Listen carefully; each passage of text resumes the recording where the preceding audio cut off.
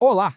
Nesta análise, a gente vai mergulhar fundo na doença pulmonar obstrutiva crônica, a famosa DPOC. O nosso foco vai ser entender a fisiopatologia e como isso se traduz no manejo clínico com aqueles conceitos que são essenciais tanto para a prática do dia a dia quanto para os estudos. Bom, o nosso caminho aqui vai ser bem lógico. Vamos começar entendendo o que é a DPOC hoje e quais são suas causas. Depois a gente passa pela parte da fisiopatologia, pelo diagnóstico e, para fechar, vamos falar sobre as estratégias de classificação e tratamento. Então, para começar, é fundamental a gente alinhar o nosso entendimento sobre a DPOC. A visão mudou, sabe? Ela não é mais vista como uma doença única e pronto. Hoje, a gente entende que é uma síndrome bem heterogênea.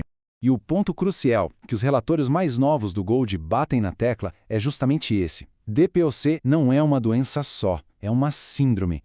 Ela acontece por causa de problemas que podem ser tanto nas vias aéreas, que a gente chama de bronquite, quanto lá nos alvéolos, que leva ao enfisema. Essa variedade toda tem uma explicação que a gente chama de genômicas. É um conceito que junta a genética da pessoa, a exposição ao ambiente e, claro, o fator tempo. É essa combinação que explica por que, por exemplo, duas pessoas que fumaram a vida inteira podem desenvolver a doença de jeitos completamente diferentes.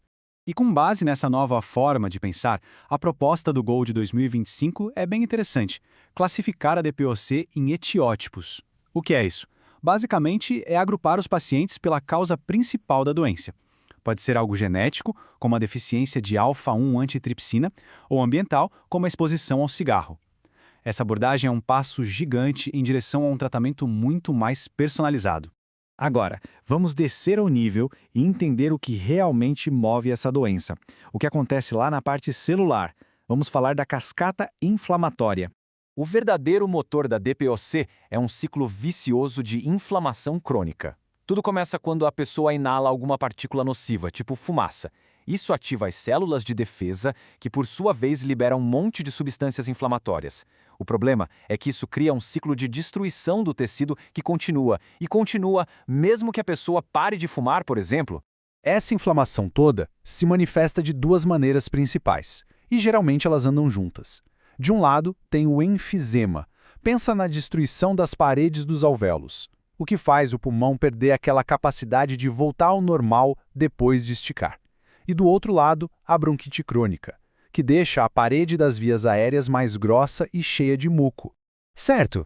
Agora vamos ligar os pontos. Como esse dano microscópico vira um problema macroscópico, que é a dificuldade de respirar? Então a pergunta é: como é que essas mudanças todas na arquitetura do pulmão se transformam naqueles sintomas que o paciente sente no dia a dia? O resultado de tudo isso é o que a gente chama de limitação do fluxo aéreo. Essa é a assinatura da DPOC. Para simplificar, é como tentar soprar o ar para fora através de um canudo que está ao mesmo tempo mais estreito e mais mole. A consequência direta disso é que o ar fica preso lá dentro. O pulmão não consegue esvaziar por completo, principalmente por causa da perda de elasticidade do enfisema. E acaba ficando cheio demais, ou hiperinsuflado. E é por isso que vem aquela sensação terrível de falta de ar, especialmente durante um esforço. Ok, entendida a fisiopatologia, como é que a gente bate o martelo e diagnostica a DPOC na prática clínica? O exame padrão ouro para o diagnóstico é, sem dúvida, a espirometria. Esse teste é fundamental porque ele não se baseia em achismos. Ele mede de forma objetiva a limitação do fluxo de ar. Ele nos diz o quanto e com que velocidade o ar consegue sair dos pulmões. Na espirometria, a gente olha principalmente para 3 números. A capacidade vital forçada, a CVF, que é todo o ar que a pessoa consegue soprar para fora. O VF1, que é o volume que sai só no primeiro segundo. E o mais importante de todos para o diagnóstico de obstrução, a relação entre esses dois.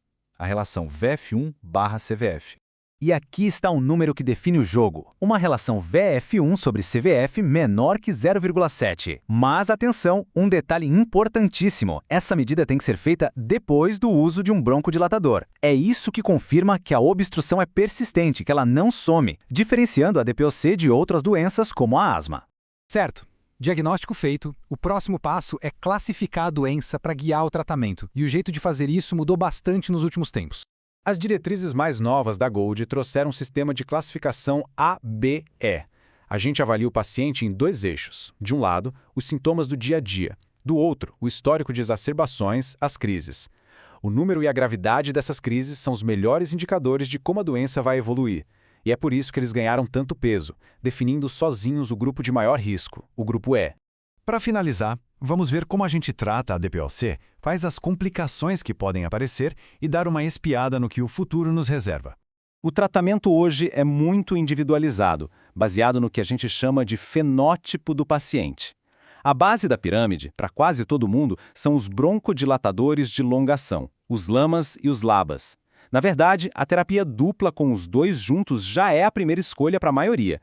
Já os corticoides inalatórios, eles ficam reservados para casos bem específicos, como quem tem características de asma junto ou muitas crises com eosinófilos altos, por causa dos efeitos colaterais. E é muito importante lembrar, DPOC não é uma doença só do pulmão, é uma doença sistêmica. A inflamação crônica afeta o corpo todo e pode levar a complicações bem sérias que vão muito além da parte respiratória. O futuro do tratamento da DPOC aponta, sem sombra de dúvida, para a medicina de precisão. Desde classificar por etiótipos até escolher o remédio com base em biomarcadores. O grande objetivo é deixar de tratar grupos de pacientes e passar a tratar cada indivíduo, de acordo com a assinatura biológica única da sua doença.